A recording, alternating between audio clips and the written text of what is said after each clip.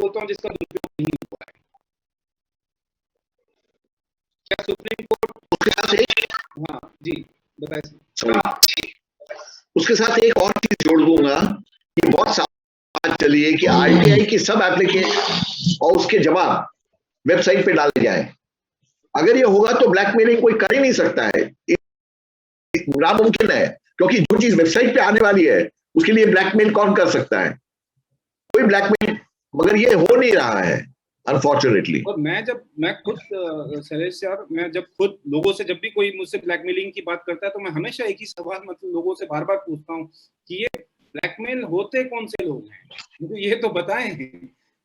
मेरे यहाँ भी आरटीआई लगती है, मेरे यहाँ भी सुरेंद्र जी आरटीआई लगती है, मैं तो ब्लैकमेल होता नहीं। तो कौन से ऐसे लोग हैं जो ब्लैकमेल होते हैं? सुप्रीम कोर्ट की जो 3 जजेस हैं, क्या ये पूछेंगे पिटिशनर से कि भाई आप बताओ आप ब्लैकमेल कैसे होते हो, आप ऐसा क्या करते हो कागज में? जो रिपोर्ट आया है उसमें ब्लैकमेलिंग का जिक्र नहीं है, उसमें ये कहा गया है कि सरकार का टाइम बेवजह होता है।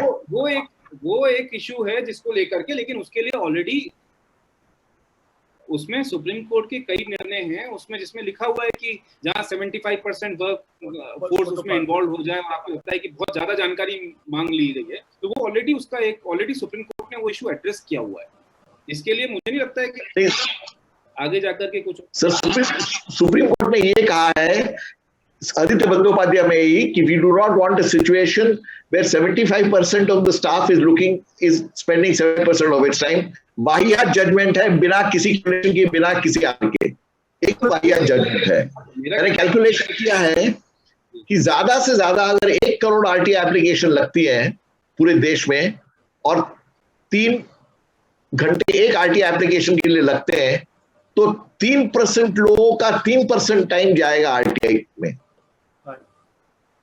जी, तो देखिए उसमें एक और चीज आप देखिए व्यवस्था कैसे होती है, मतलब एक बड़ा इसको लेकर के एक बहस का मुद्दा बना था